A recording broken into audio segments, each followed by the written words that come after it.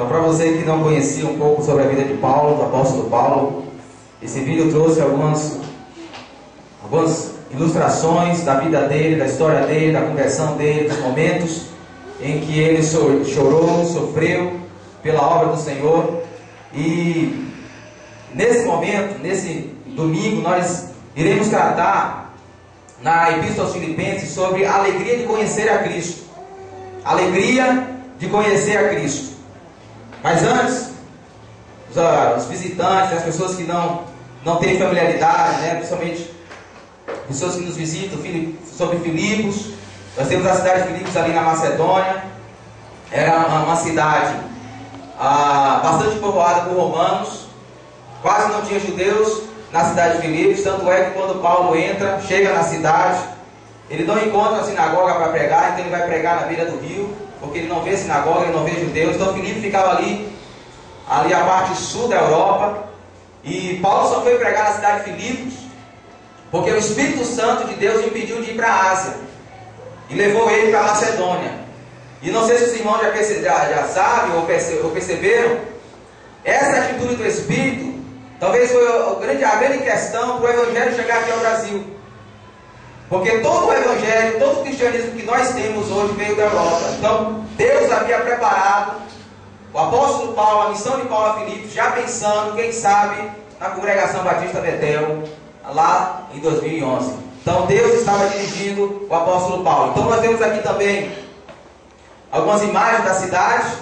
Nós temos à esquerda as ruínas, à esquerda ao alto as ruínas do centro, né, de Filipos, o que sobrou da cidade de Filipos. Nós temos à direita, no alto também, ali o lugar de júri, onde os criminosos, as pessoas que estavam sendo condenadas eram julgadas pelos juízes. Provavelmente foi ali que Paulo foi julgado, quando preso pelos soldados romanos da cidade de Filipos. Abaixo, à sua direita, temos o rio Gangites, que foi ali que Paulo começou a evangelizar. E ali Lídia, uma mulher muito rica, vai se converter, vai ser a primeira pessoa a se converter na cidade de Filipos, vai ser Lídia. Lídia vai se converter e vai agasalhar, vai hospedar Paulo na sua casa. À esquerda abaixo, a prisão de Paulo. Paulo foi preso em Filipos por pregar o Evangelho, e ele passou ali uma noite naquela prisão, e Deus usou Paulo naquela prisão para também salvar uma família. Então todos os detalhes da vida de Paulo, da passagem de Paulo em Filipos, foi direcionada, foi guiada pela mão onipotente do Espírito Santo de Deus. Amém? Amém. Nesse momento, o texto que eu gostaria de estar pensando com os irmãos nesta noite é o capítulo 3, os versículos 7 a 11. Então, se você não tem Bíblia, pode ficar à vontade, porque aqui os textos vão ser colocados aqui na tela. Então você pode ficar tranquilo, ok? Não se desespere, porque você vai ter acesso à Bíblia.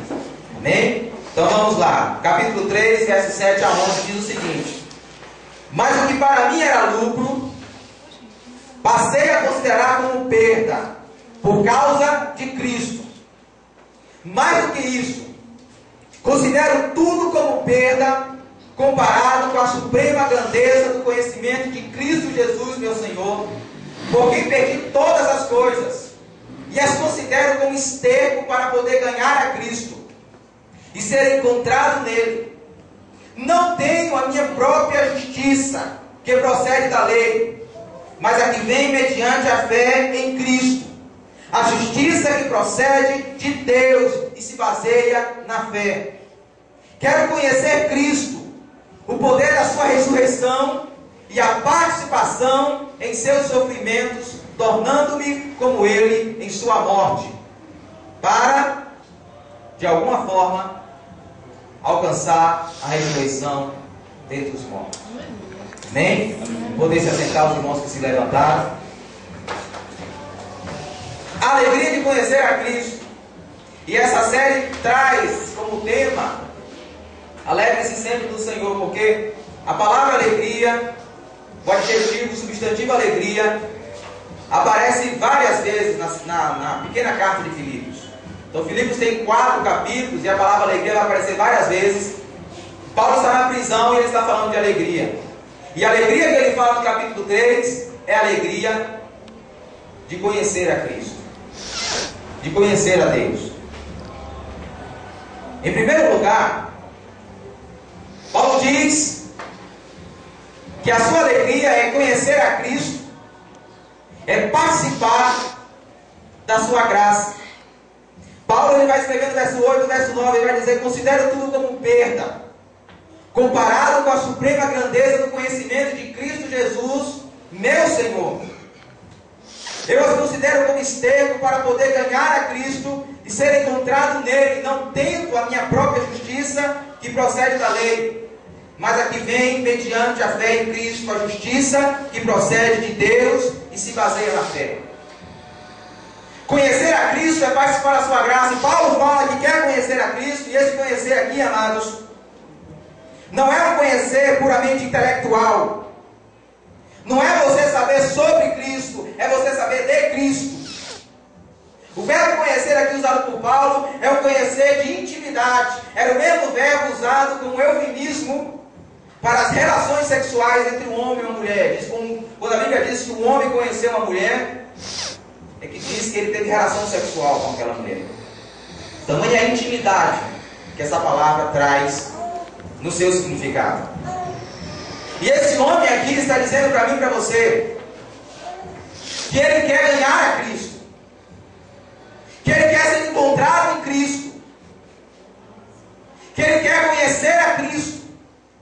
E Paulo entende que o homem só pode conhecer a Deus, só pode se relacionar com Deus, se ele for considerado justo diante de Deus, se ele for perfeito, se ele não tiver pecado algum.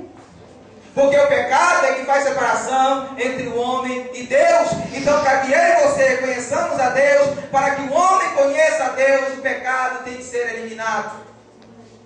E teoricamente, existem duas possibilidades de se achegar a Deus, de se conhecer a Deus: ou o caminho da lei, ou o caminho da graça. Ou o caminho dos méritos próprios, ou o caminho do Evangelho. E o caminho da lei, amados, o caminho da lei exige obediência absoluta.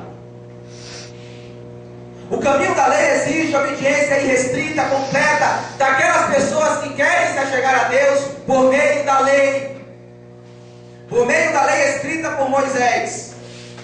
O próprio Moisés escreveu em um dos livros da lei, Levítico, capítulo 18, versículo 5, ele vai dizer o seguinte: quem praticar estas coisas, quem obedecer à lei, quem obedecer aos mandamentos da lei, quem praticar estas coisas, por elas viverá, por elas terá a vida, por elas alcançará o conhecimento de Deus, por elas poderá se relacionar com Deus.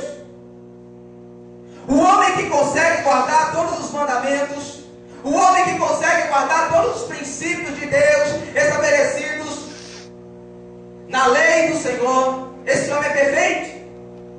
E se esse homem é perfeito, ele não tem pecado. E se ele não tem pecado, ele pode se achegar a Deus, ele pode conhecer a Deus, ele pode ter um relacionamento agradável e saudável com Deus. Mas a Bíblia diz que todos pecaram e estão destituídos, separados, excluídos, privados da glória de Deus. De tal sorte, amados, que não existe uma só pessoa na face da terra que nunca deixou de desobedecer ao mandamento de Deus. E a Bíblia diz: se nós desobedecemos um só mandamento, um só princípio, nós somos culpados de desobedecer toda a lei de Deus. E o próprio Moisés, mediador da lei de Deus, ele vai escrever qual é a consequência do homem em desobedecer a lei. Ele vai escrever em Deuteronômio 27, 26: maldito, maldito todo aquele que não persiste em praticar todas as coisas escritas no livro da lei. Maldito. Maldito é o homem, porque ele não consegue obedecer a Deus por meio da lei. Maldito é o homem, se ele quer se achegar a Deus pelo caminho da lei. Por isso que Paulo entende que todos os seus anos no judaísmo, todo o seu zelo religioso, todas as suas conquistas pessoais, não puderam levá-lo a conhecer a Cristo, a conhecer a Deus, e agora ele reputa tudo isso como esterco, como algo absolutamente desprezível e sem valor, para se achegar a Deus, para alcançar a Cristo Jesus, para ganhar a Cristo e conhecer a Cristo, não pela lei, não pelos mandamentos escritos por Moisés, mas pela graça de Deus.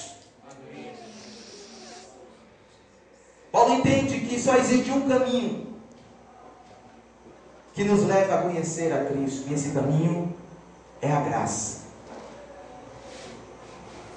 Porque o caminho da graça, amados, é interessante, porque o caminho da graça não sou eu que faço algo para Deus, é Deus que fez algo por mim.